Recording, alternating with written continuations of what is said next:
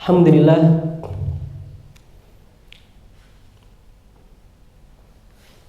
pada hari Kamis kemarin saya bisa berkunjung. Jadi saya perkenalan dulu sebenarnya sebelum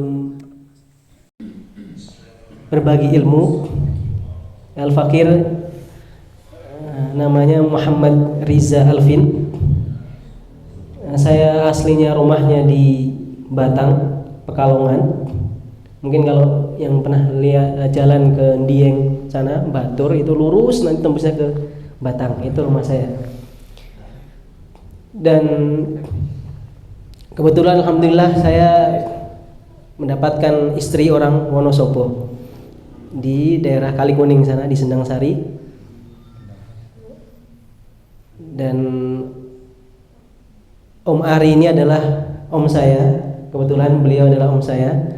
Dan alhamdulillah Al-Fakir dulu pernah mengenyam ilmu di Pondok Modern Darussalam Gontor. Setelah itu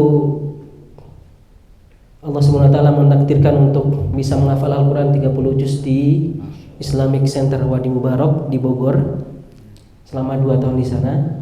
Kemudian alhamdulillah Allah SWT mentakdirkan untuk menuntut ilmu di negeri Sudan, di negeri Duanil sana di Timur Tengah.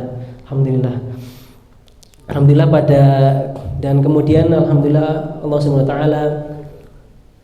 memberikan amanah kepada kami untuk menjadi pengasuh pondok tahfidz Quran Darul Muttaqin di Balapulang, Selawi, di Tegal sana.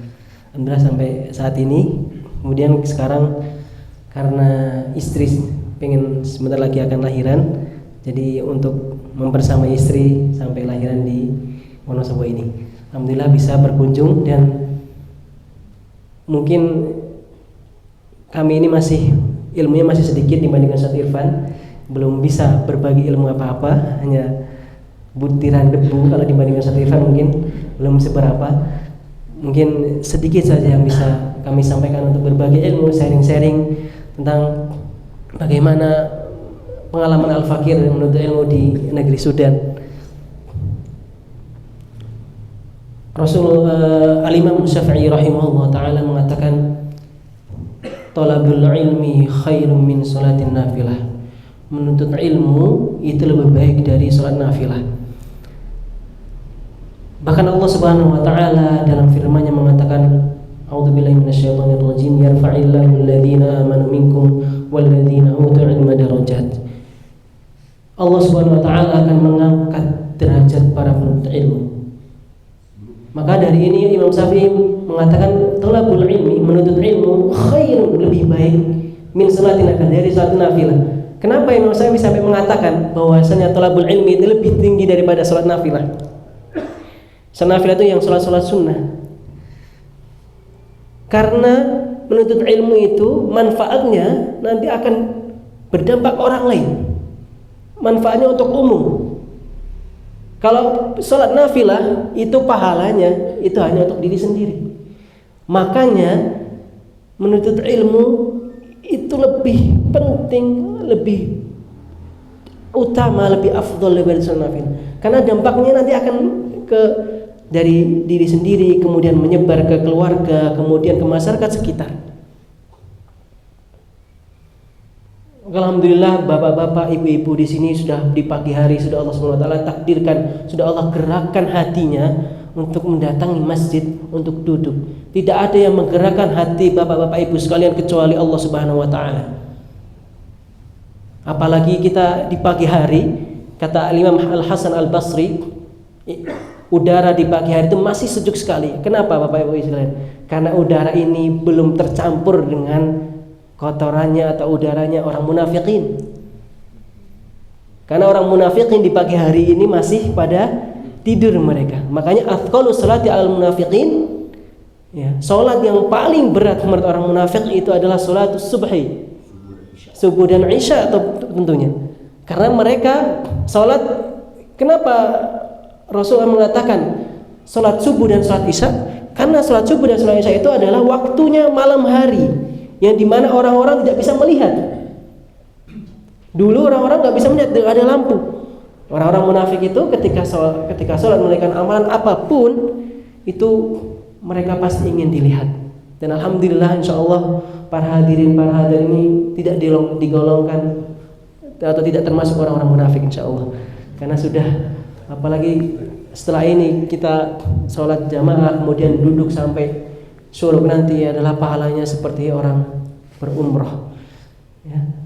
Dan kita perlu bercermin dalam masalah menuntut ilmu ini kepada para ulama-ulama salaf, ulama-ulama terdahulu. Bagaimana mereka, semangat mereka untuk menuntut ilmu dibandingkan kita yang sekarang. Dulu para ulama salaf itu sampai berjalan ribuan kilo, hanya menaiki onta, hanya menaiki sapi, hanya menaiki kendaraan-kendaraan bighal, keledai, menempuh dari Baghdad sampai ke Mekah. Itu ribuan kilo hanya untuk mendapatkan satu hadis saja, untuk mendapatkan satu hadis. Ribuan kilo mereka tempuh. Bahkan salah satu ulama Ibnu Thahir Al-Maqdisi rahimahullah ta'ala, beliau menceritakan bahwasanya aku dalam perjalanan menuntut ilmu pernah kencing darah. Yang pertama di Baghdad, yang kedua di Mekah. Pernah membayangkan bapak-bapak ibu semuanya sekalian,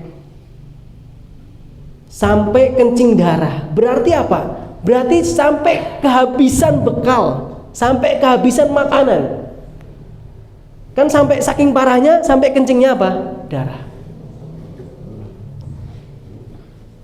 Pernahkah kita menuntut ilmu sampai kencing darah? Pernahkah kita menuntut ilmu sampai ribuan kilo, sampai berjalan mengorbankan segala harta yang kita punya? Pernahkah sampai sederajat itu? Hanya mendapatkan satu ilmu saja. Bahkan para ahlul hadis itu mereka berjalan untuk mencari satu hadis saja, untuk mentabbatkan satu orang saja, jalan semua dari Makkah ke Yaman ya, untuk mendapatkan satu hadis dari Anfulan. Sudah jalan nih bu, bapak, udah sampai ribuan kilo, nyampe ke Yaman, ternyata orang yang mau diambil hadisnya itu orangnya ketika itu mabuk ataupun orangnya ketika itu berbuat maksiat, gak jadi diambil. Bayangkan, sudah jalan ribuan kilo, sudah menempuh perjalanan yang sangat jauh, akan tetapi ketika sampai melihat orangnya yang mau diambil itu bermabuk, itu gak jadi. Karena ilmu ini adalah syaraf, suatu kemuliaan. Makanya tidak dimiliki kemuliaan ini kecuali orang-orang mulia. Maka beruntunglah bagi bapak-bapak, ibu-ibu semuanya yang Allah gerakkan untuk selalu menuntut ilmu. Kalau kita bandingkan sekarang dengan zaman kita sekarang, sesusah apa? Sesusah-susahnya kita menuntut ilmu tidak sebanding dengan para ulama salaf dulu. Dikisahkan para sahabat ridwanu alaihim itu ketika di majlis pun mereka sampai pernah di majlisnya Rasulullah SAW duduk sampai mereka itu lapar. Saking laparnya itu biar nggak ketahuan perut mereka diganjel dengan batu. Kan orang biasanya kalau lapar kan perutnya bersuara gitu. Ya. Sampai biar nggak kedengaran para sahabat ridwanu alaihim itu, Abu Hurairah radhiyallahu anhu dan yang lain, sampai mengganjal perutnya dengan batu. Sudahkah kita seperti itu? Sudahkah seperti itu kita menuntut ilmu? Padahal ilmu ini juga manfaatnya nanti untuk diri kita, kemudian keluarga kita. Makanya dalam kitab Al-Imam Al-Zurnuji, dalam kitab Ta'lim wa Ta'lim mengatakan tujuan kita menuntut ilmu itu adalah pertama untuk mengangkat kebodohan dalam diri kita. Pertama sih itu.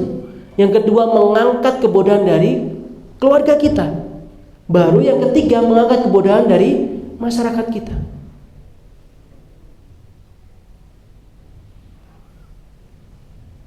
Kami ketika menuntut ilmu ke negeri Sudan, banyak sekali kami temui seorang seorang masyayikh yang umurnya sudah tua. Maka tidak ada batasan sama sekali untuk menuntut ilmu.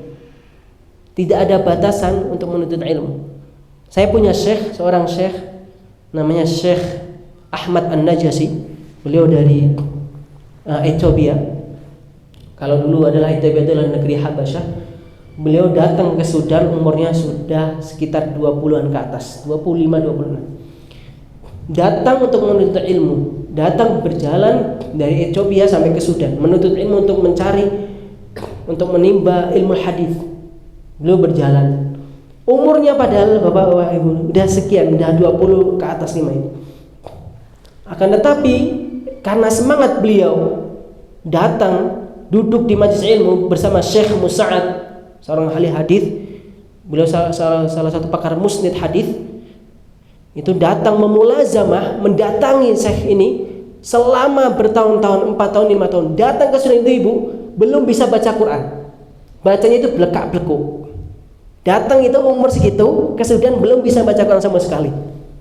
Bahkan ketika datang ke majelis ilmu seperti ini, disuruh saya untuk baca, wahai Ahmad, baca hadis ini. Nggak bisa belekak-belekuk sama sekali.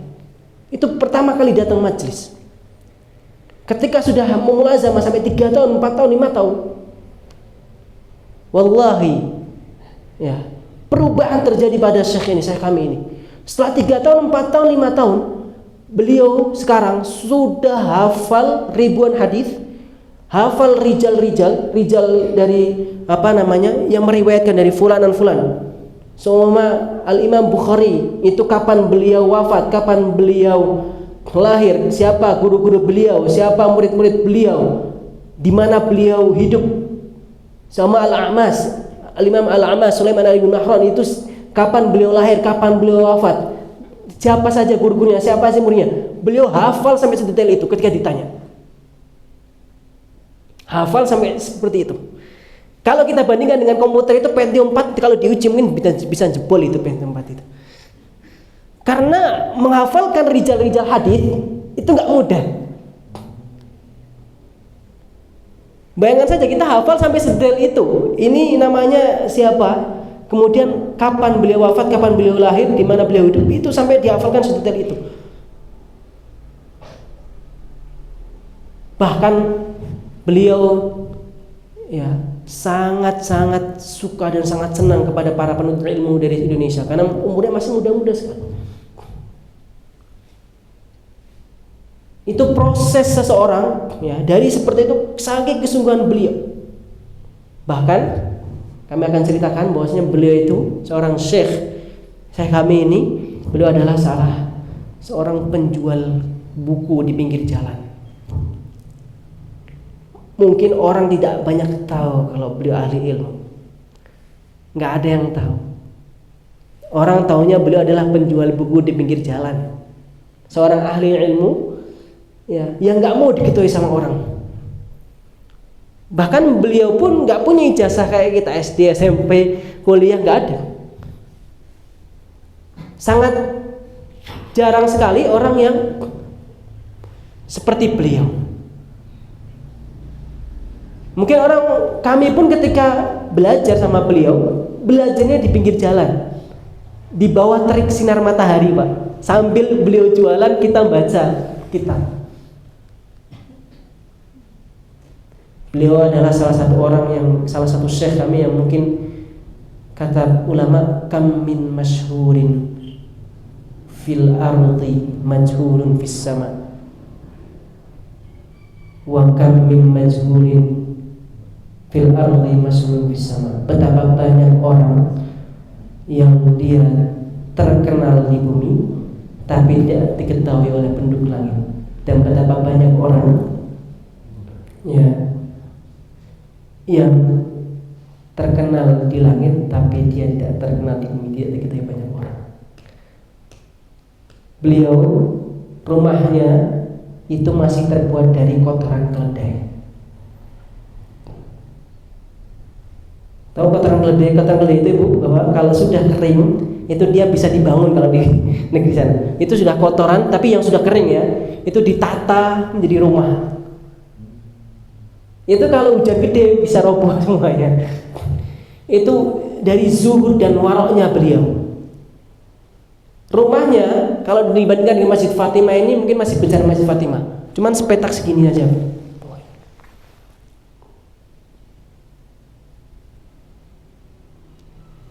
Coba kita bandingkan dengan para syekh, para guru kita yang ada di sini. Bahkan beliau itu orangnya sangat sederhana dan zuhud dan wara. Nggak mau dikasih HP Android saja nggak mau. Pakainya maunya HP-nya yang monokrom. Katanya fitnah itu dunia. Nggak mau beliau memegang seperti ini. Beliau sebenarnya hanya jualan buku. Ketika kita mau bantu saja nggak mau kalau dibantu. Kita sebagai thalib itu merasa kasihan ketika beliau jualan buku. Kemudian ketika jualan buku tiba-tiba ada Satpol PP, kita sama-sama lari ketika itu. Kalau ada Satpol PP ketika itu, dan jualan di pinggir jalan, hanya beralaskan terpal saja. Padahal ilmu beliau, subhanallah. Akan tetapi beliau hanya seorang yang sederhana, seorang zuhud yang tidak mau diketahui oleh banyak orang. Hanya jualan buku. Ini para ulama kami yang kami ambil ilmunya di Sudan, subhanallah. Sangat-sangat sederhana, sangat-sangat zuhud, dan ini tidak bisa kami istilahnya melihatnya secara realita kecuali di Sudan. Kami juga punya syekh juga yang beliau juga rumahnya masih terbuat dari kotoran keledai. Akan tetapi beliau rela mengajarkan kepada kami sampai ketika mengadakan daurah hadis, beliau rela naik mobil sampai hampir 2 jam 3 jam untuk ke ibu kota untuk mengajarkan ilmu. Maka para muridnya itu sangat kasihan. Ini potret kehidupan para masyayikh, bahkan para penuntut ilmu yang kami ketahui di negeri Sudan sana. Maka para ulama salaf sangat mementingkan untuk menuntut ilmu. Maka ilmu itu tidak diraih kecuali oleh orang-orang pilihannya Allah Subhanahu wa taala. Makanya Allah Subhanahu wa taala mengatakan bal huwa ayatun bayyinatun fi suduril ladzina utul ilm. Itu adalah ayat-ayat yang jelas yang terlampak di dalam sudur, di dalam hatinya penuntut ilmu. Maka mintalah Allah Subhanahu wa taala untuk bisa selalu menuntut ilmu selama sampai dari dilahirkan hingga ke akhir hayat. Makanya masyhur di dalam perkataan ulama mengatakan utul ilmu minal mahdi ilal lahdi. Tuntut ilmu dari liang lahat sampai nanti ajal menjemput di liang kubur. Para ulama kami walaupun mereka sepuh-sepuh tapi sangat rajin menuntut ilmu. Bahkan Syekh kami itu Syekh Ahmad An-Najasi, walaupun beliau sudah sepuh, sudah mengajarkan ilmu sudah banyak ini, ketika datang para syekh dari Saudi atau dari manapun, beliau tidak sangat istilahnya nggak malu, tetap menuntut ilmu. Bahkan beliau duduk paling depan sini untuk menuntut ilmu. Bahkan di samping-samping kami beliau menuntut ilmu. Nggak ada rasa malu, walaupun beliau sudah Islam, sudah tua, sudah pun nggak ada kata malu. Selama itu dalam menuntut ilmu.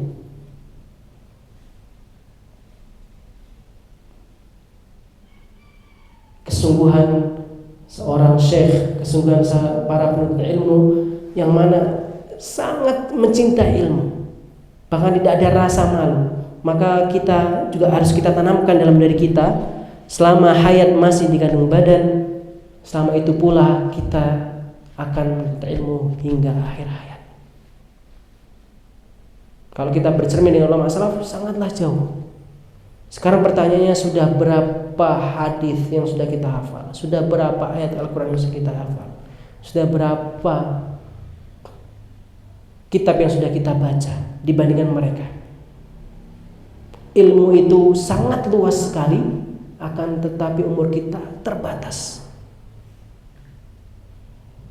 Kami menjumpai juga ada syekh kami juga seorang pakar qiraat, ahli Quran, akan tetapi beliau juga dokter.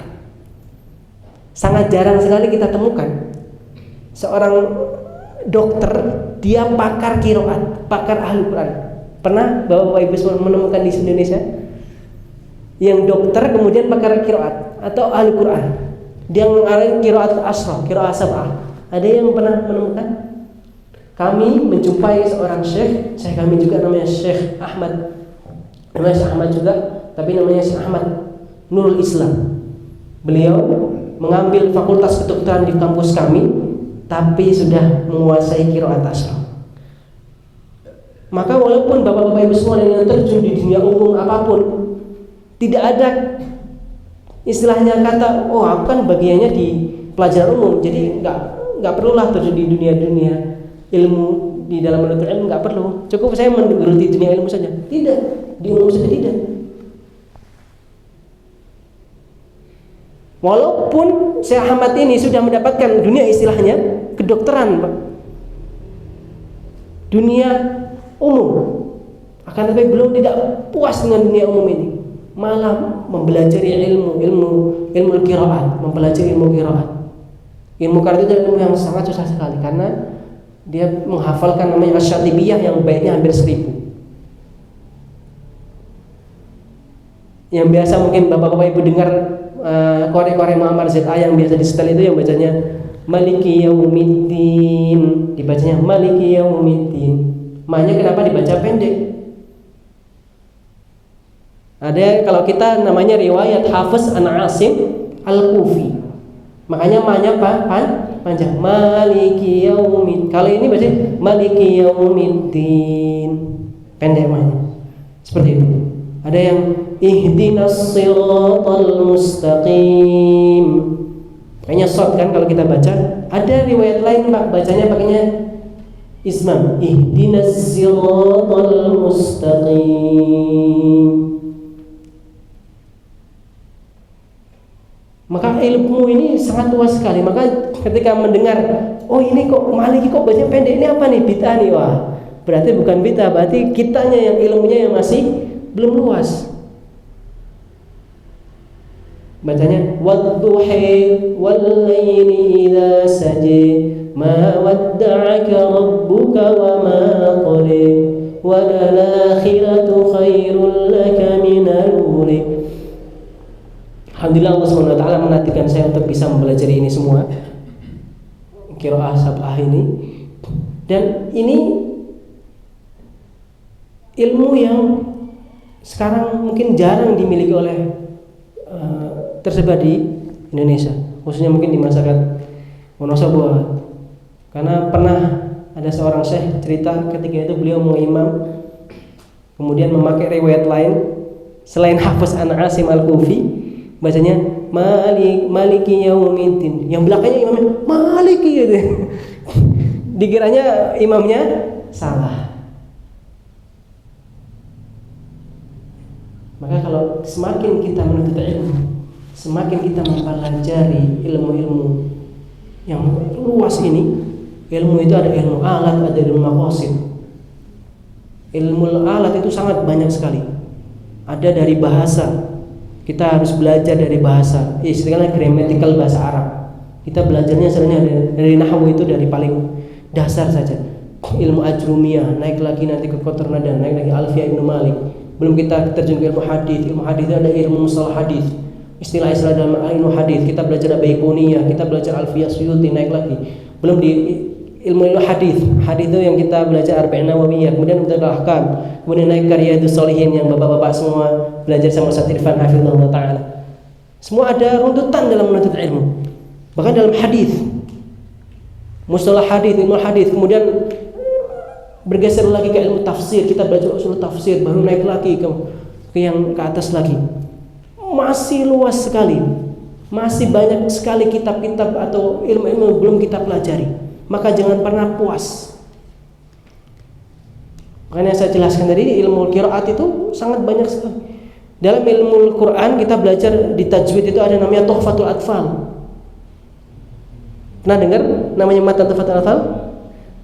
Ya, Tuhfatul Atfal itu adalah matan tajwid yang dipelajari oleh anak-anak kecil di Arab sana. Tuhfatul Atfal, makanya tuhfa itu hadiah, al-atfal bagi anak-anak kecil. Tuhfatul Atfal naik, kalau sudah belajar Tuhfatul Atfal naik ke Jazariyah. Jazariyah naik lagi ke atas lagi. Ilmu tajwid yang sangat paling dasar di negara Arab. Belum kalau sudah sampai mana kualitas bacaan Al-Quran kita, yang kelak akan dipertanggungjawabkan, akan ditanya oleh Allah Subhanahu Wa Taala. Maka jangan pernah ragu ketika kita menghabiskan umur kita untuk Al-Quran. Jangan pernah ragu. Makanya kata Al-Imam, kata sahabat Al-Jalil Abdullah bin Mas'ud radhiyallahu anhu mengatakan, "Ta'allamu Al-Quran, fa inna fihi ilmul awwalin wal akhirin." Pelajarilah Al-Quran, karena di dalamnya ilmu orang-orang yang terdahulu sampai nanti hingga akhir zaman. Maka tidak merugi ketika kita belajar Al-Quran. Makanya jangan pernah heran Pak, ketika universitas ternama sekarang mencari orang-orang para hafid Quran untuk dibeasiswakan. Jangan pernah, karena mereka mungkin dia tahu kalau masdar ilmu, segala ilmu apapun semuanya dalam Al-Quran. Bahkan orang yang dekat dengan Al-Quran itu pasti akan mulia. Salah seorang teman kami pernah melakukan riset tentang murotal sama musik. Satu gudang ini dikasih buah pepaya, kemudian didengarkan di situ musik. Satu gudang lagi, ya, di buah pepaya didengarkan di situ murotal. Di riset Pak, didengarkan ini buah ini dengan musik, satu lagi dengan musik, satu lagi dengan murotal. 2 hari, 3 hari dilihat, yang didengar murotal itu belum keluar, istilahnya belum terlalu bau dengan bau busuk. Sedangkan di musik 3 hari saja sudah baunya sudah membusuk. Bahkan setelah itu 4 hari, 5 hari sampai seminggu, yang didengarkan musik sudah keluar belatung dan lain-lainnya. Yang didengarkan Al-Quran, subhanallah, masih tetap utuh dan masih segar. Ini buah saja didengarkan Al-Quran itu berpengaruh, apalagi kita. Ya, pasti berpengaruh, apalagi manusia, apalagi orang yang beriman. Mendengarkan Al-Quran pasti berpengaruh, memberikan efek kepada hidup kita. Bahkan diberitakan juga kemarin di daerah Jawa Timur sana, ketika ada pemindahan makam-makam, ketika itu mau dibangun sebuah bangunan, akhirnya harus dipindahkan di makam ini, dipindahkan mayat-mayat itu. Ketika memindahkan mayat-mayat itu, ternyata ada mayat yang masih utuh, kayak baru meninggal kemarin. Setelah dicek riwayat-riwayatnya, ternyata mayat-mayat masih utuh itu adalah seorang marbot masjid, seorang guru ngaji, seorang penghafal Al-Quran, seorang yang selalu dekat sama Al-Quran. Bayangkan, marbot masjid, orang yang guru-guru ngaji TPQ itu masih utuh jasadnya, walaupun sudah meninggal, sudah bertahun-tahun yang lalu.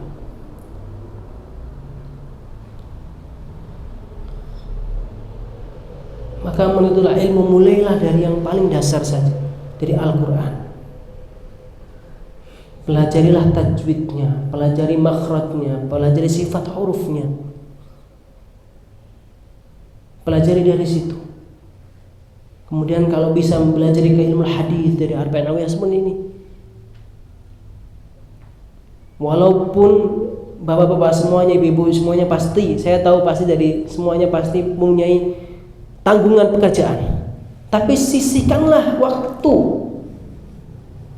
untuk menuntut ilmu. Kalau enggak menyisihkan waktu, berarti tanda kalau Allah SWT belum memberikan taufik, belum memberikan rahmatnya, belum buka hidayahnya kepada kita.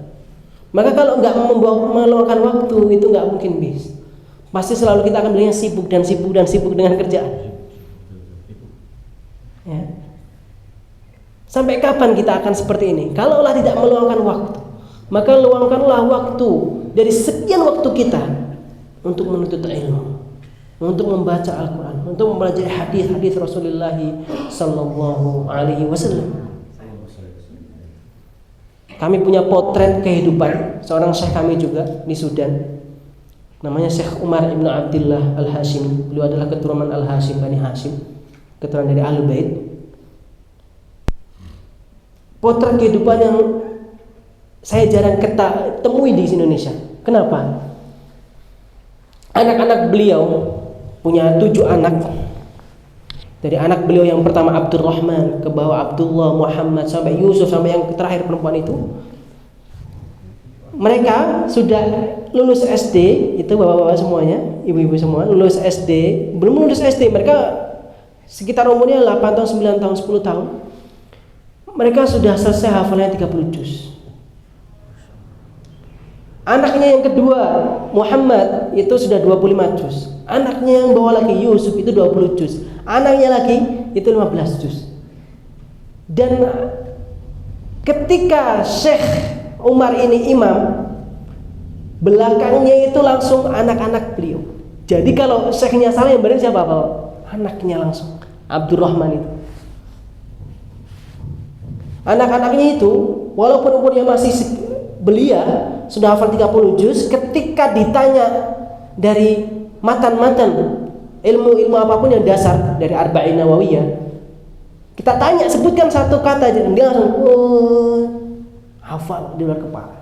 Kita sebutkan matan satu saja dari cabang tajwid apapun, satu aja langsung Al-Quran saja kita sebutkan satu ayat, langsung dia jawab, saking mungkinnya hafalannya. Anak-anaknya itu ketika Syekh Umar, Syekh kami ini mengajar ilmu hadis, itu anak-anak sebelah itu mereka duduk di depannya mencatat apa yang dikatakan oleh ayahnya. Itu samping kami, Pak. Maka ketika itu kami merasa, ya Allah, itu anak seumuran itu samping kami yang di mana umurnya mungkin sudah tua, mencatat apa yang dicatat oleh bapaknya. Bahkan ketika mereka mau naik muwasalat, saya naik angkot gitu, ada musiknya saja nggak jadi naik, mendingan cari yang lain. Didikan para ulama, para syekh yang jadi seperti ini sangat jarang saya temui di Indonesia. Beliau sangat mendidik anaknya dengan benar-benar, semuanya di hufadzul Quran, semuanya di ahli ilmu.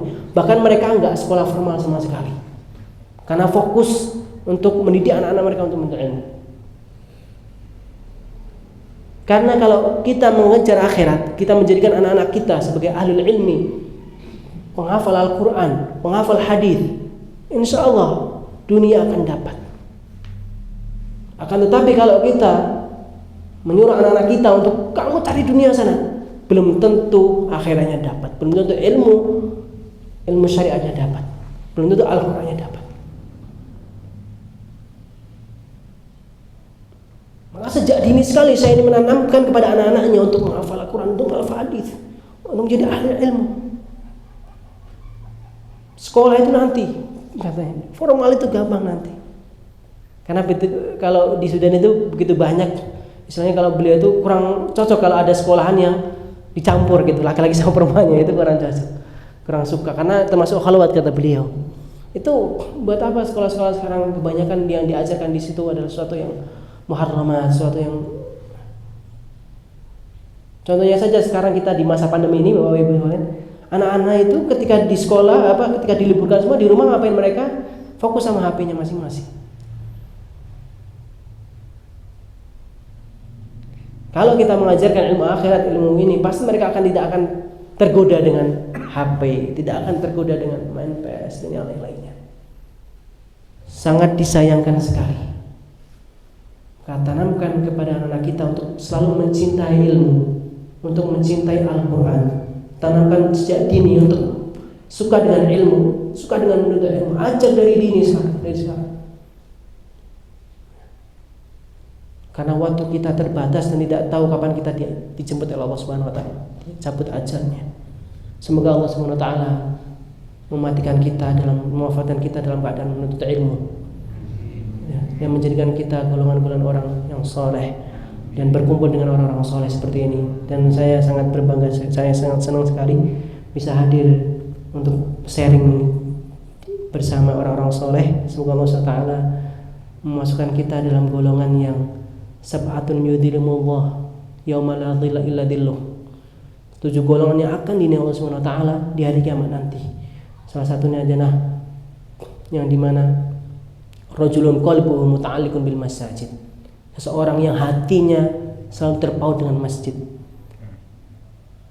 Dan juga rajulun tahabani fillah, 2 orang yang saling mencintai karena Allah Subhanahu wa taala. Mungkin walaupun saya pertama kali datang ke sini, semoga Allah Subhanahu wa taala juga menanamkan atau memberikan kepada saya bisa berkunjung kembali dan berjumpa dengan para hadirin hadirat yang semoga Allah hormati dan cintai.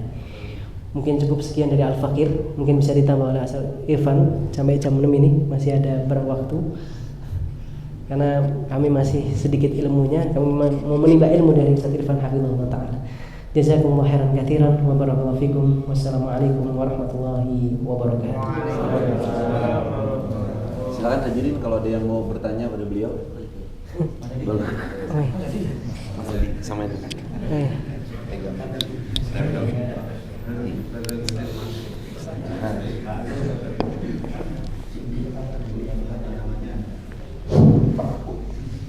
Assalamualaikum warahmatullahi wabarakatuh. Waalaikumsalam. Mohon izin Pak Ustadz mau bertanya. Tidak ada batasan untuk menuntut ilmu. Menuntut ilmu yang masih muda dengan yang sudah tua itu daya tangkapnya sangat berbeda. Ibaratnya yang muda 1, 2, 3 tertangkap semua, tetapi yang tua 1, 2, 3 baru sampai 3, yang 1 dan 2 sudah lupa.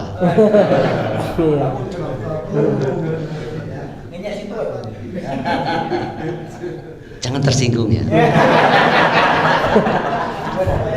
Bagaimana atau tip-tipnya untuk menyeimbangkan daya tangkap yang tua-tua supaya cerdas seperti yang muda. Jazakumullah khairan. Jawabannya apa aja? Berarti Bapak ini bagaimana cara menguatkan hafalan bagi umur yang sudah tua istilahnya. Bagaimana caranya menguatkan hafalan? Kalau pepatah mengatakan al-ilmu fi sighari kan naqsi ala, jadi ilmu di waktu kecil itu bagaikan mungkir di atas batu. Mungkin kalau orang tua, ilmu di waktu tua itu bagaikan mungkir di atas angin. Di atas ini makanya cepat hilang. Itu mungkin ya. Akan tetapi Bapak Ibu semuanya, bagaimana cara menguatkan ilmu? Bagaimana cara menguatkan hafalan? Banyak sekali ulama mengatakan banyak sekali cara untuk menguatkan hafalan. Di antaranya adalah yang paling pertama adalah meninggalkan maksiat tentunya.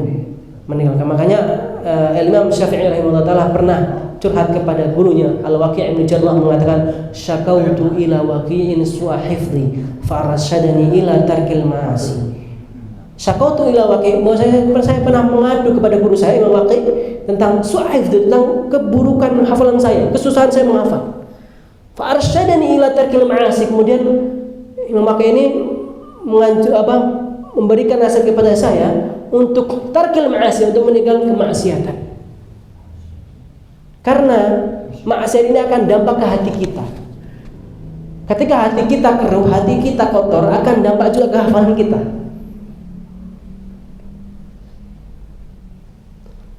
Maka yang pertama yang paling penting adalah tarkil ma'asi. Wa akhbarani, dan memberitahu saya bahwasanya al-ilmu nur, ilmu itu adalah cahaya. Wa nurullah, dan cahaya Allah itu la yuhda lil 'asi, tidak akan diberikan kepada orang-orang yang bermaksiat. Maka sucikan hati, bersihkan hati. Insya Allah kalau hati kita sudah bersih, hati kita sudah jernih, sering meninggalkan maksiat, insya Allah Allah akan mudahkan. Maka selalu introspeksi diri, cek segala amalan kita, cek segala kelakuan kita. Karena itu sangat penting, itu berpengaruh dengan ilmu. Karena ilmu itu adalah cahaya Allah, tidak diberikan kepada orang-orang yang itu hanya cuma-cuma hadiah dari Allah. Maka benar-benar bersihkan hati dulu. Cek introspeksi segala amalan kita, segala perilaku kita, cek sama sekali situ. Mungkin lisan kita yang selalu menyakiti orang lain itu yang membuat kita sulit menghafal. Mungkin kebohongan yang kita lakukan itu yang sulit kita untuk menghafal. Maka cek introspeksi diri, hasib anfusakum qabla an tuhasab. Hasib, introspeksi diri semuanya. Maka para ulama selalu menasihatkan kepada kita bahwasanya sebelum menuntut ilmu itu sucikan hati dulu, agar kita mudah ketika menerima ilmu, agar kita mudah ketika menghafalkan ilmu. Kemudian baru yang kedua, dengan memperbanyak otomatis dengan suplemen mungkin. Contohnya dengan madu. Al-asal. Madu ini juga bisa menguatkan hafalan, ya, juga bisa memberikan imunitas kepada tubuh. Sangat banyak manfaatnya. Makanya kata Allah fihi syifa'ul linnas.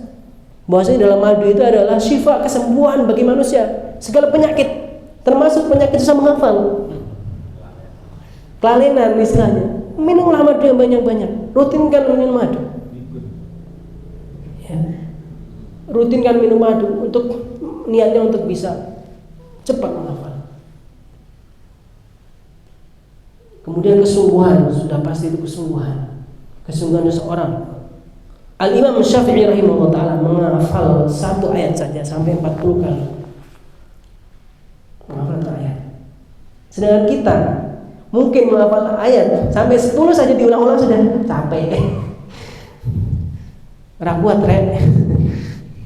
Belum 40 kali. Sekelas Imam Syafi'i rahimahullah ta'ala itu menghafalkan satu hadis, satu ayat itu 40 kali. Sudah kita seperti itu? Mungkin kita baru 5, baru 15 itu sudah, aduh, saya pimen kita. Ya. Maka kesungguhan itu sangat penting. Sangat penting sekali kesungguhan. Kalau ibu minum, bapak-bapak semua minum madu banyak tapi nggak ada kesungguhan ya sama saja. Jadi kesungguhan itu dibareng dengan sungguhan dengan madu seperti itu dan meninggalkan maksiat. Dan niatkan menuntut ilmu, menghafal ilmu itu untuk mengangkat kebodohan dari diri kita. Karena sangat penting, niat itu sangat berpengaruh kepada amalan kita. Mungkin itu cukup sekian dari kami, mungkin salah satu cara-cara mungkin bisa ditambahkan oleh Ustaz Irfan Hafizahullah. Last one tadi ada pertanyaan? Yang ibu ingin ada pertanyaan? Ibu ada pertanyaan ibu terakhir mungkin? Dari YouTube. Baik, kalau nggak ada, boleh ditutup dengan doa Ustaz. Astaghfirullahaladzim, astaghfirullahaladzim, astaghfirullahaladzim. Allahumma salli ala Muhammad wa ala ali Muhammad kama shallaita ala Ibrahim wa ala Ibrahim fil alamin innaka Hamidum Majid. Wa barik ala Muhammad wa ala ali Muhammad kama barakta ala Ibrahim wa ala ali Ibrahim fil alamin innaka Hamidum Majid. Allahumma inna nas'aluka salamatan fid din wa afiatan fil jasad wa zidatan fil ilmi wa barakatan fil rizqi wa tawanan qabla al-maut wa rahmatan 'indal maut wa fadlan ba'dal maut. Allahumma hawwin 'alaina fi sakaratil maut wa najatan minan nar wa 'afina lisan. Allahumma arinal haqqa haqqan warzuqna ittiba'ah wa arinal batila batilan warzuqna ijtinabah. Allahumma inna na'udzubika minal hammi wal hazan wa na'udzubika minal 'ajzi wal kasal wa na'udzubika minal jubni wal bukhli wa na'udzubika min ghalabati ad-dayn wa qahri rijal.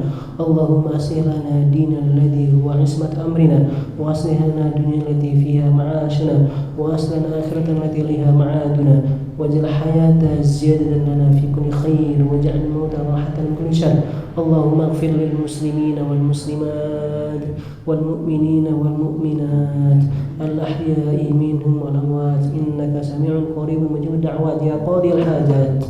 ربنا اغفر لنا ولإخواننا الذين سبقونا بالإيمان ولا تجعل في قلوبنا غير الذين آمنوا ربنا إنك رؤوف رحيم. اللهم انصر من نصر الدين واخذل من خذل المسلمين. اللهم انصر إخواننا المسلمين في كل مكان. اللهم انصر إخواننا المسلمين في كل مكان. اللهم انصر إخواننا المستضعفين في فلسطين.